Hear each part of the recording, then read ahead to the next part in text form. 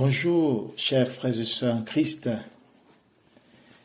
Je vous rejoins ce jour, non pas par les écrits comme nous en avons l'habitude, mais par la magie de l'Internet.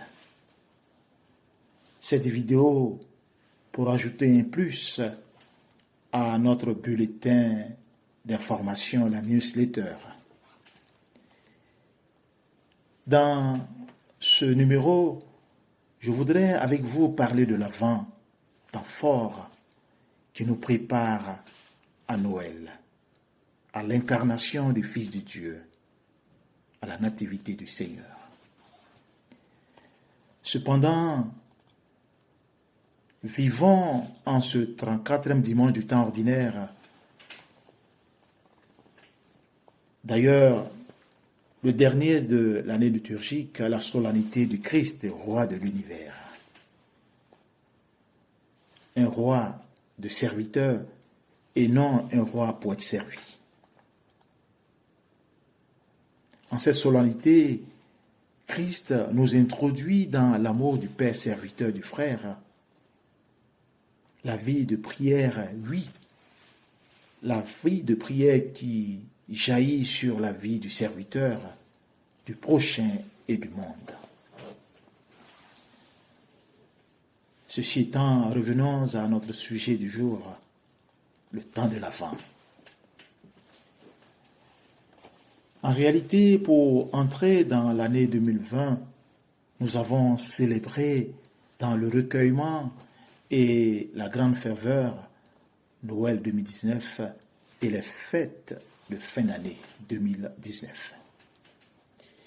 Mais depuis mars de cette même année, la pandémie du coronavirus nous a plongé et continue de nous plonger dans une situation inédite sans précédent. Jusqu'à cette heure, nos spécialistes en matière de santé font main et pieds pour nous sauver toute la terre de ce mal.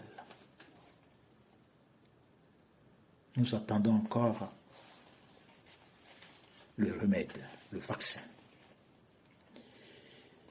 Chers frères et sœurs, disons que Pâques 2020 n'a pas pu être célébré comme les autres années. La célébration de la naissance, de la nativité de notre Sauveur approche à grands pas et les questions en rapport avec celle-ci restent encore posées. Pourrait-on vivre, célébrer Noël comme nous en avons l'habitude? Question pertinente, question préoccupante, question qui attend des réponses réconfortantes, des réponses qui soulagent, qui remettent l'homme debout. Oui, pour entrer pleinement dans ce temps de la nativité du Seigneur, bien avant le temps de l'Avent nous est proposé, mais cette fois-ci dans une période difficile à tous les niveaux. Disons que pourtant, ce temps doit nous préparer intensement à la venue du Seigneur. Que dis-je? Car spirituellement, nous en avons tant besoin. Cette vidéo pourrait nous inviter à faire de cette intense préparation un temps pour nous de prier, de changer, de méditer. Et donc, un petit enseignement avec un fil conducteur que propose l'EAP avec l'équipe des prêtres de la paroisse Saint-Émilie d'Écosse pourrait nous y conduire. Et cette intervention s'articule autour de 3 petits points. Le premier, bref rappel de l'Avent. Le deuxième, à quoi nous invite l'Avent spécialement en ce moment où nous vivons des souffrances les plus troublantes et les plus insupportables. Et enfin, en troisième petit point, le fil conducteur de ce temps de l'Avent qui, lui, s'articulera autour de 4 concepts en lien avec les tests des dimanches de l'Avent et une action concrète des chrétiens en vidéo. Alors sans plus tarder, j'aborde le premier petit point. L'Avent, du latin adventus, voudrait dire que nous sommes dans l'attente. Nous sommes dans l'attente de la venue, de l'avènement du Fils de Dieu. Ce temps commence le 4e dimanche avant Noël, en même temps que la nouvelle année finit, et se termine le 24 décembre. Nous sommes dans l'attente de la venue du Sauveur et Seigneur Jésus-Christ.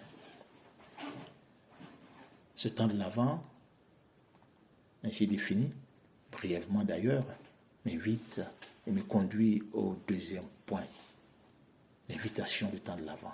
Oui, chers frères et sœurs, nous entrons dans le temps de l'Avent, temps d'attente de celui qui est le Sauveur du monde. Cela depuis de nombreux siècles. Dieu a façonné son peuple par une alliance qui s'ouvre à l'humanité tout entière. Le Christ est le Fils de Dieu offert pour le salut de l'humanité. Le temps de l'Avent nous offre les jours nécessaires pour nous préparer à accueillir celui qui vient, le Fils de Dieu, dans le dénouement de la crèche. Il épouse notre humanité, une humanité humiliée, souffrante, blessée, agonisante, pour que nous puissions le reconnaître dans l'enfant déposé dans la mangeoire. Avec les marges venues d'Orient, nous adorons le Très-Haut qui fut enfanté en l'humanité dans le sein de la Vierge Marie. Offrons-lui, chers frères et sœurs, ce que nous sommes devenus pour le recevoir en nos vies aujourd'hui, si ballottée, si bousculée, vie devenue si incertaine et même vouée à sa fragilité la plus extrême. Dans notre situation actuelle incertaine, situation de maladie, l'humanité défigurée, apeurée, comment accueillir Jésus qui vient parmi nous? Avec un climat, bien sûr, délétère de tension, pouvons-nous accueillir l'enfant Jésus parmi nous? Les hommes, dans leur vie marquée par la mort, le chômage, les maladies, la désolation, comment accueillir Dieu qui vient nous rejoindre en l'enfant Jésus? Les hommes, malgré leurs efforts, ne trouvent pas encore le remède à cette pandémie. Mais, chers frères et sœurs, loin de baisser les bras, loin de sombrer dans la désolation, l'abandon, je dirais, je nous invite à nous inscrire dans la logique du courage, la logique de la persévérance, de la foi, de la confiance en Dieu. S'inscrire dans la logique de la charité, la générosité, la solidarité, la fraternité qui sont pour ma part les maîtres mots à accueillir et à vivre en faisant l'expérience de l'espérance. Tout ceci soutenu par la prière. Ce deuxième point m'amène maintenant à aborder le troisième petit point, et le dernier, qui est le fil conducteur pour accompagner ce temps de l'Avent. Les 4 concepts: voir le bien, dire le bien, faire le bien, partager le bien. Voir le bien, toucher du doigt le bien, bénéficier du bien et témoigner du bien. Témoigner que j'ai vu, j'ai fait l'expérience du bien. En rapport avec les tests du premier dimanche de l'Avent, test qui a pour thème central l'attente. Prenez garde, restez éveillés. Dire le bien, dans le sens d'annoncer le bien autour de nous, témoigner du bien, dire le bien.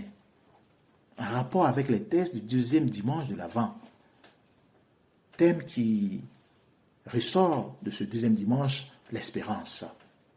Oui, vivons dans l'espérance. Faire le bien. Faire le bien.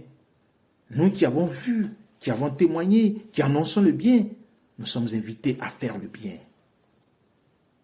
En rapport avec le 3e dimanche de l'Avent, et ce 3e dimanche a pour thème central la paix. Et enfin, partager le bien autour de nous. En rapport avec le 4e dimanche de l'Avent, thème central la joie. Comme Marie qui partage sa joie avec sa cousine Élisabeth. Partager la joie, partager le bien, faire le bien. D'aucuns pourraient me dire, mais mon père, vous parlez de bien. Oui, je parle de bien. Voir le bien, dire le bien, faire le bien, partager le bien. En clair, qu'est-ce que le bien? De manière très brève, c'est ce qui est utile et nécessaire, profitable à quelqu'un, à la collectivité, à la communauté, à quelque chose. C'est aussi le partage de tout ce qui concourt à l'élévation de la dignité de l'homme. Comment voir, comment dire, comment faire, comment partager ce qui élève la dignité de l'homme en ce temps de Dieu épreuve. En tout cas, de tous ces biens, celui qui est à rechercher est le bien honnête qui met en rapport avec le Dieu Tout-Puissant, lui, le véritable et grand bien. Le grand bien, c'est lui, dira Aristote. The being of being, l'être de l'être, le bien de bien. Oui, chers frères et sœurs, voilà présenté en quelques pages une proposition pour nous préparer à entrer dans ce temps de l'Avent afin de recevoir dans nos cœurs, dans nos vies, Dieu qui vient parmi nous. Qui sait s'il nous vient pour faire chemin avec nous, avec chacun de nous, en épousant toute notre humanité humiliée, agonisante.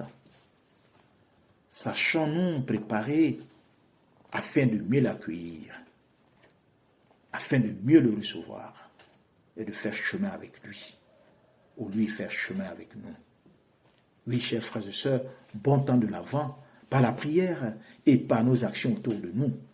Que ce temps de l'Avent ne soit pas une attente passive, mais une attente active. Dans cette attente, osons des initiatives nouvelles pour que tous ensemble, nous puissions célébrer Noël aujourd'hui, demain, pour les siècles des siècles. Amen.